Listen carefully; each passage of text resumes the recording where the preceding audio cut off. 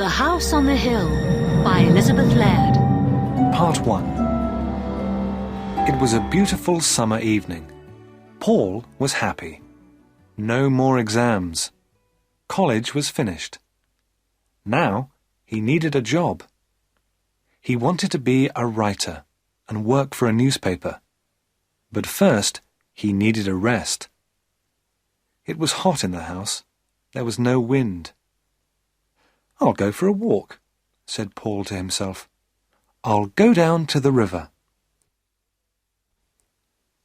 Paul lived in a small town, and he was soon outside in the country. He walked near the river and watched the water birds. Suddenly, he saw the girl. She was standing alone, looking into the water. She was young and very beautiful. She had long dark hair, and she was wearing a pretty white dress. Paul went up to her. "Hello," he said. "What's your name?" "I'm Maria," she said, and she smiled at him. Paul and Maria talked for a long time. The sun went down. It was nearly dark. "I must go home," said Maria. "Where do you live?" asked Paul. "In the big white house on the hill," said Maria. "Where do you live?" "In the little brown house near the market," said Paul. They laughed. But Paul was sad. The house on the hill was big and important. Maria was rich, and he was poor, and Paul was in love. After that, Paul and Maria often met near the river. Maria always wore beautiful clothes. She always looked lovely. Paul thought about Maria all day and every day. One evening, Paul said, "Listen, Maria, I've written a poem about you." He took a piece of paper from his pocket and read the poem. "I met her in the evening, by the riverside. Her dress was creamy white, and her hair with ribbon tied. She turned and smiled at me, and I asked her for her name. Though I am young and poor, my love will stay the same." "You are wonderful, Paul," said Maria. "I love your poem." Paul took Maria's hand. He looked into her eyes.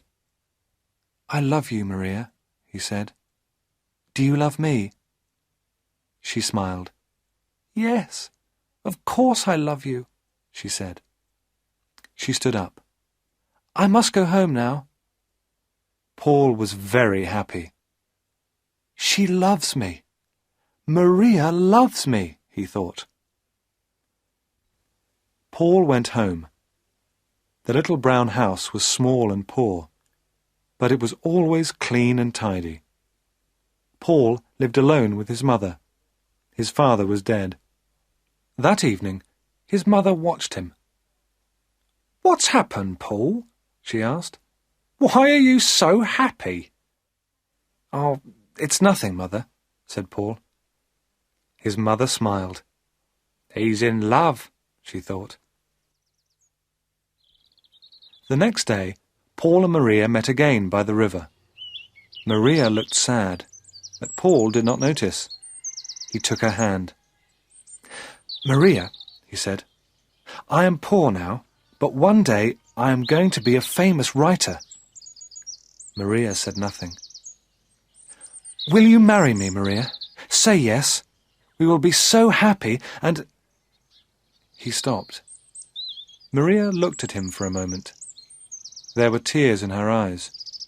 Slowly, she shook her head. Then she turned and ran away. "Maria!" shouted Paul. But Maria had gone. Paul went home slowly. He did not understand Maria. "What is wrong?" he thought. "She loves me, doesn't she?" His mother was waiting for him. She saw his face. "Oh, poor boy," she thought. "The girl doesn't love him." Paul and his mother ate their supper in silence. Suddenly, somebody knocked on the door. Paul opened it. A man in a servant's uniform stood outside. "I'm from the house on the hill," he said. "My mistress wants to see Paul." "Oh, that's me," said Paul. "Can you come with me now?" said the servant. "Yes," said Paul. He was excited. "Perhaps Maria has changed her mind," he thought. "Perhaps she does want to marry me." Paul's mother stood at the door of the house. She watched Paul and the servant. "The house on the hill," she said to herself. "I know those people. A rich old woman and her beautiful daughter. My poor son." It was not far to the house on the hill. The servant took Paul up the wide steps and into the house. Paul was excited, and his heart was beating fast. Everything was rich and grand. There were beautiful carpets, pictures and mirrors. Paul saw himself in a mirror. He looked terrible. This place was so rich, and he looked so poor. The servant opened a door. Paul went inside. An old lady was sitting in a big chair. Maria stood behind her. The old woman was ugly. Her eyes were small and cold, and her mouth was thin and hard. Her old hands were covered with big rings. She looked proud and angry. Paul looked at the old woman, then at Maria. "What an ugly old woman," he thought. "Is she Maria's mother?" "So, you want to marry my daughter?" the old woman said. Her voice was hard. Paul looked at her bravely. "Yes," he said. "I love Maria, and I want to marry her." The old woman laughed. "You? A poor student? No money, no father, nothing? My daughter will never marry you." Paul said nothing. He looked at Maria. She did not look at him. "I am poor now," he said, "but one day I'll be a famous writer." The old woman laughed again. "No," she said, "my daughter is not for you.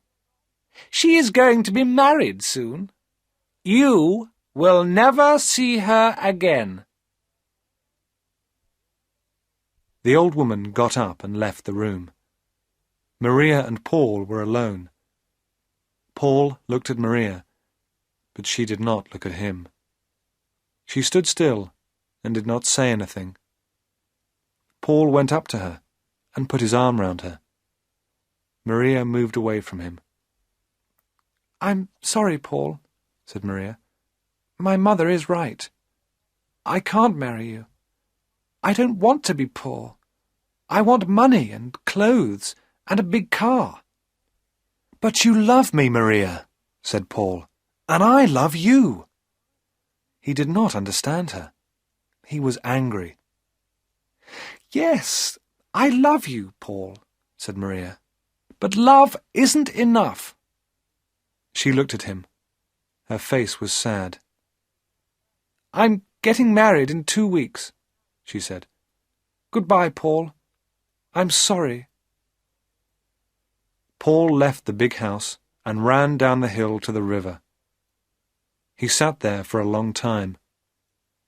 "Maria loves me. I know she loves me," he thought. "But she is marrying another man. She is marrying him for money. It's her mother. Maria is afraid of that ugly old woman. Oh, Maria, Maria, what shall I do?" After a long time, Paul went home. There was a light in the window of the little house. The door was open. His mother was waiting for him. She looked at his face, then she put her arms round him. "They are bad people, my son," she said. "You must forget her." Part 2. For many days, Paul did not see any of his friends. His mother was worried about him. He did not talk to her. He did not eat or sleep. He often went to the river and sat there alone. All the time he thought about Maria. One day he saw a headline in the newspaper. Rich Man's Beautiful Bride. There was a picture of Maria and her husband. She was wearing a long white dress and a diamond necklace. Her husband was old and fat. Paul turned the newspaper over angrily. There was a large notice on the back page of the newspaper. It was an advertisement. Paul sat down and read the advertisement carefully. Story competition.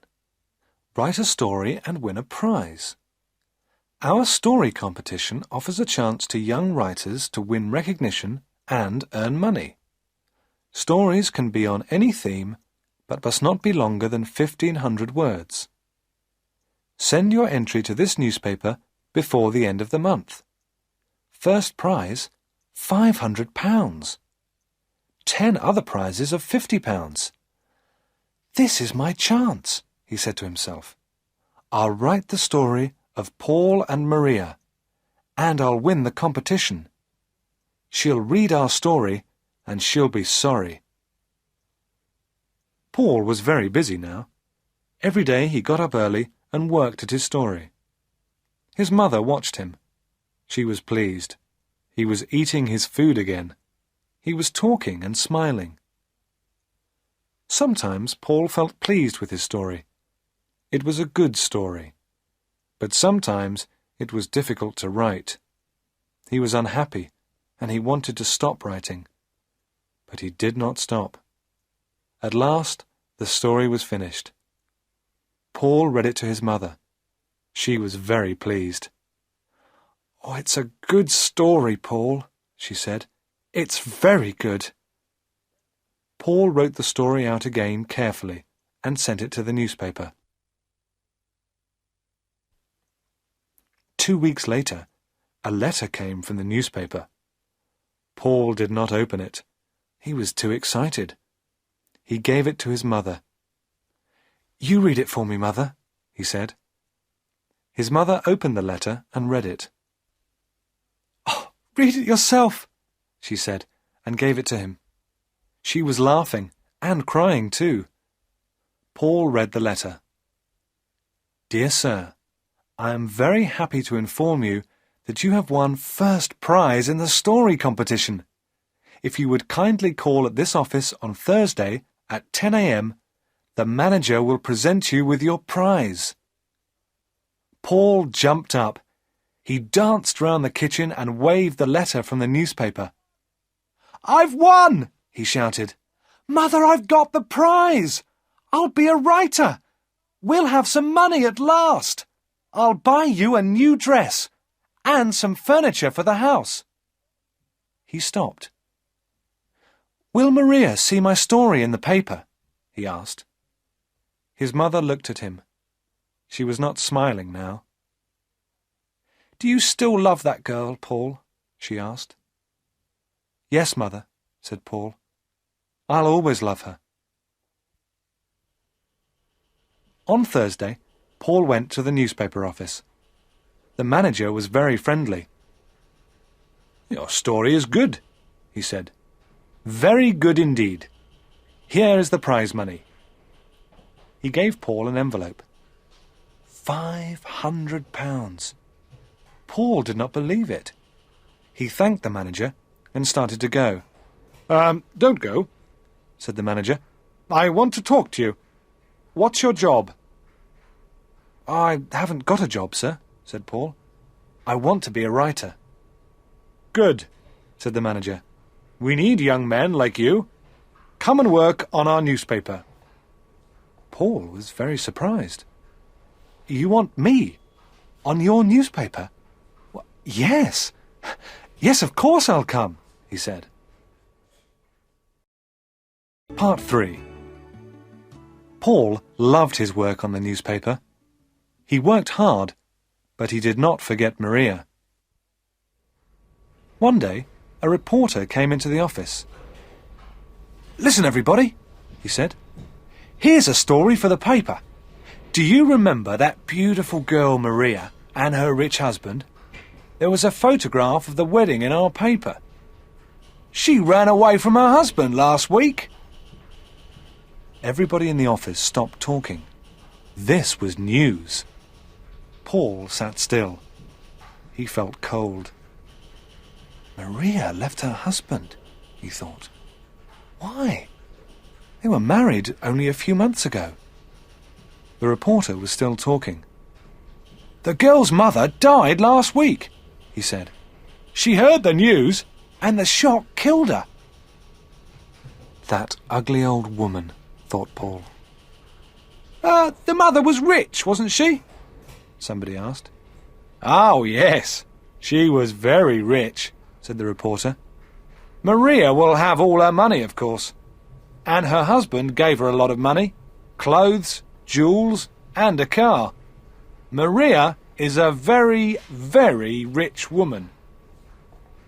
I don't like rich women, said another reporter.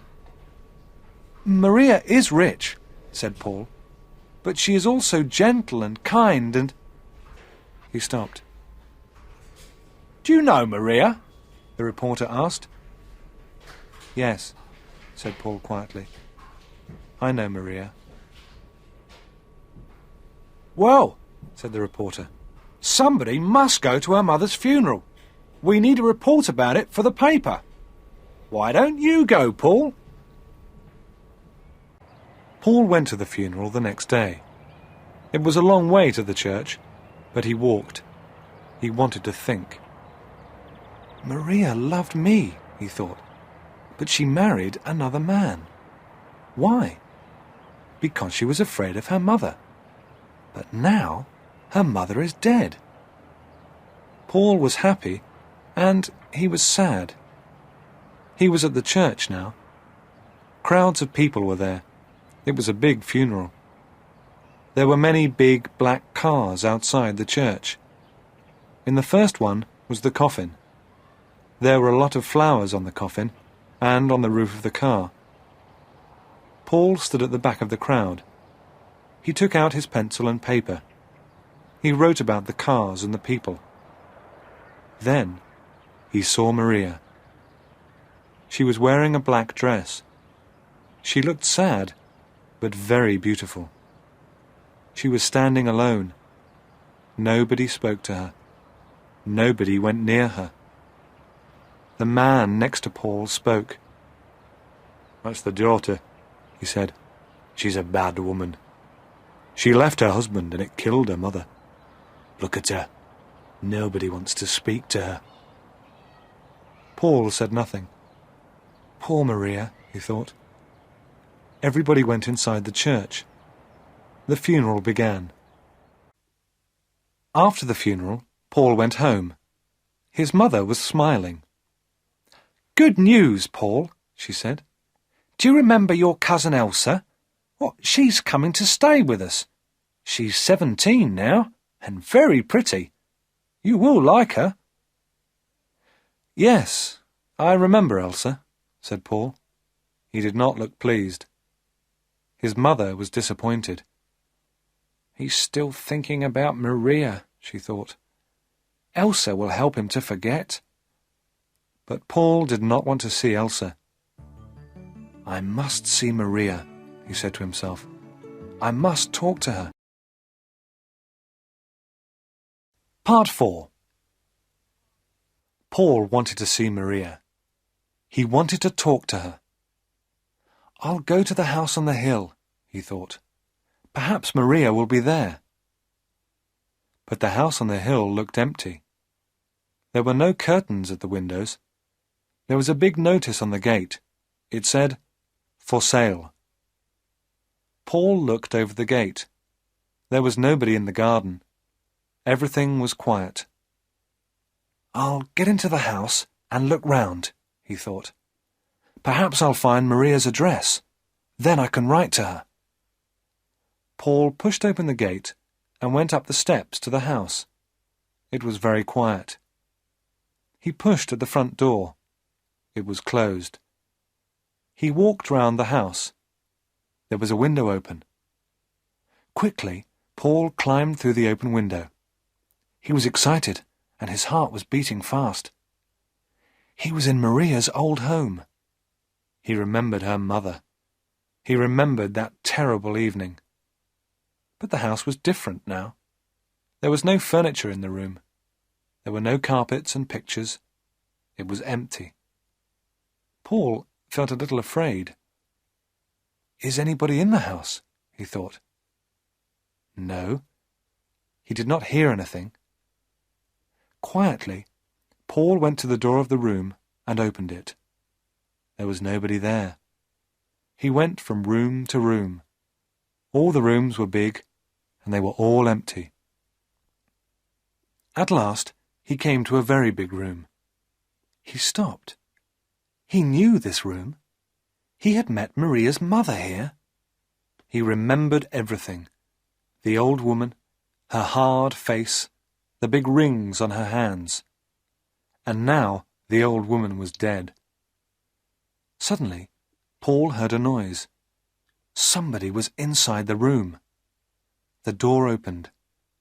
Somebody was standing in the doorway. It was a woman. "Maria," said Paul. "Paul," Maria said, "what are you doing here?" "I was looking for you," said Paul. "You were looking for me?" asked Maria. She smiled. "Maria," said Paul, "why did you marry that man?" "Mother was old," said Maria. "I was unhappy here. I never went to parties, never went out. I wanted money. I wanted a good time and friends." "I understand," Paul said. "You were not afraid of your mother. You were tired of her. She was old, and you wanted a new life. But why did you leave your husband?" "My husband," said Maria. "That fat old man. He was stupid, Paul. He gave me money, he gave me jewels, a car, everything. But he didn't like my friends.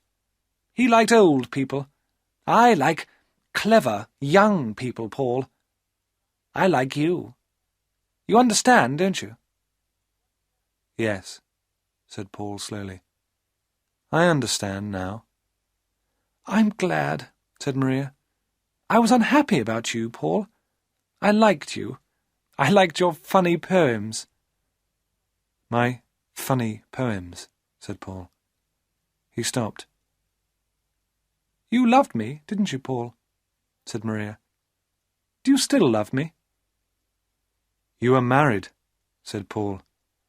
"You have a husband." "But I don't love him," said Maria quickly. "I want to be free. I want to go to parties and enjoy myself. Come with me. I have money now. We'll be happy together." "No," said Paul. "No. Everything's over." Maria was angry. Her eyes were small and cold, and her mouth was thin and hard. Her hands were covered with big rings. Maria looked like her mother. "I'm sorry, Maria," he said. "I don't love you any more. I loved you very much, but now everything is different. Goodbye, Maria." "But you can't leave me," said Maria. "I want you." "Go back to your husband," said Paul. He looked at her for the last time. Then he turned and walked out of the room. Paul left the house on the hill and walked home. He was free. "I was a fool," he thought. "Maria never loved me. How stupid I was. Maria is beautiful, but she is hard and cold. She is like her mother. I loved Maria's beauty, but I never loved Maria." It was a lovely evening. Paul felt very happy. The door of the little brown house was open. His mother was at home. She was talking to a pretty girl. "Paul," she said, "this is your cousin Elsa." "Hello, Elsa," said Paul. He smiled.